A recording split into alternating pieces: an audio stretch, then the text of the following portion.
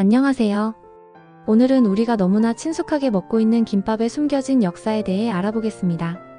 김밥 하나에 담긴 놀라운 이야기, 지금부터 시작해보죠. 김밥을 보면 뭐가 떠오르시나요? 소풍, 운동회, 분식집. 우리 일상 속 어디에나 있는 김밥이지만 사실 이 음식의 기원에 대해서는 여러 가지 설이 있습니다. 가장 널리 알려진 설은 일제강점기에 일본의 마키스시에서 영향을 받았다는 것입니다. 하지만 이것만으로는 설명이 부족해요. 왜냐하면 우리나라에는 이미 조선시대부터 김을 이용한 음식 문화가 있었거든요. 조선시대 문헌을 보면 복삼이라는 음식이 등장합니다.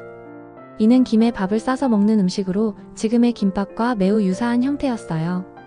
특히 조선 후기에는 김양식이 본격화되면서 김을 이용한 다양한 요리가 발달했습니다. 그럼 일제강점기에는 어떤 일이 일어났을까요?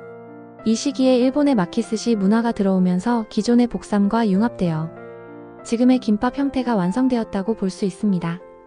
하지만 여기서 중요한 건 단순히 일본 음식을 따라한 게 아니라 우리만의 독특한 변화를 거쳤다는 점이에요. 일본의 마키스시는 주로 생선을 사용하고 식초를 넣은 초밥을 사용합니다. 반면 우리 김밥은 단무지, 계란, 시금치, 당근 등 다양한 채소와 고기를 사용하고 참기름과 소금으로 간을 맞춘 밥을 사용해요. 이는 분명히 한국만의 독창적인 발전이었습니다. 해방 이후에는 김밥이 본격적인 서민 음식으로 자리 잡기 시작했습니다. 1960년대부터 분식집이 생겨나면서 김밥은 값싸고 영양가 있는 간편식으로 인기를 끌었어요. 특히 도시락 문화와 함께 소풍이나 운동회 같은 야외 활동에서 빠질 수 없는 음식이 되었죠. 1970년대와 80년대에는 김밥의 다양화가 시작됩니다.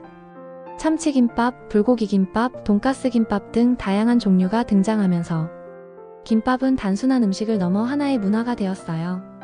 그리고 1990년대부터는 김밥 천국 같은 전문 체인점이 생겨나면서 김밥의 상업화가 본격화됩니다.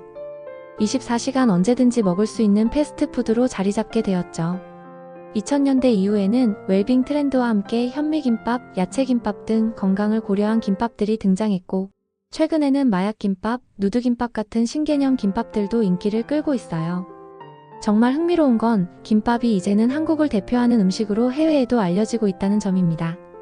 김밥이라는 이름으로 세계 각국에서 한국 음식의 상징으로 인식되고 있어요. 그런데 김밥에 얽힌 재미있는 일화들도 많이 있어요.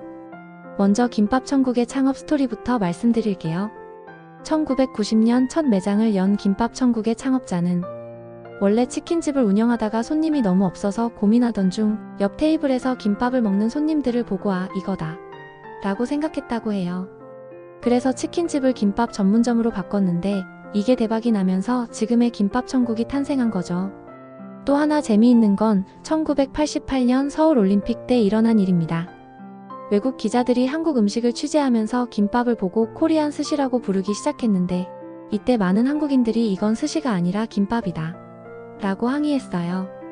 이 사건이 계기가 되어 김밥의 독창성에 대한 논의가 본격적으로 시작되었다고 합니다. 그리고 마약김밥이라는 이름의 유래도 흥미로워요. 2010년대 초 광장시장의 한 김밥집에서 시작된 이름인데 너무 맛있어서 중독성이 있다고 해서 붙여진 이름이에요. 처음에는 상인들이 농담 삼아 한 말이었는데 SNS를 통해 퍼지면서 정식 상품명이 되었죠. 지금은 전국 어디서나 마약김밥을 볼 수 있잖아요. 또 재미있는 사실 하나는 김밥이 우주에도 간 적이 있다는 거예요. 2008년 한국 최초의 우주인 이소연 씨가 우주정거장에 갈 때 김밥을 우주식품으로 가져갔어요. 물론 특수 가공된 형태였지만 우주에서도 김밥을 먹을 수 있다니 정말 신기하지 않나요? 그리고 김밥 써는 기술도 하나의 예술이에요. 전문 김밥집 사장님들은 한 번에 딱 한 입 크기로 김밥을 써는 기술을 가지고 있는데 이게 생각보다 어려운 일이라고 해요. 김이 찢어지지 않게 하면서도 속재료가 흘러나오지 않게 하는 것, 그리고 모든 조각이 똑같은 크기로 나오게 하는 것이 진짜 고수의 기술이죠.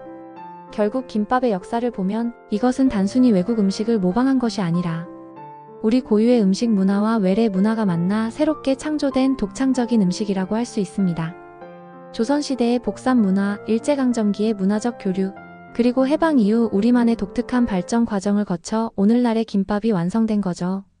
다음에 김밥을 드실 때는 이 작은 음식 하나에 담긴 긴 역사와 문화를 한번 생각해 보세요.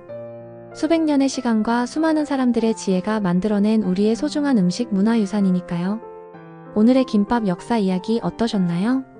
여러분이 알고 있는 김밥에 대한 재미있는 이야기가 있다면 댓글로 공유해주세요. 그리고 구독과 좋아요도 잊지 마시고요. 다음에 또 재미있는 음식 역사로 찾아뵐게요. 감사합니다.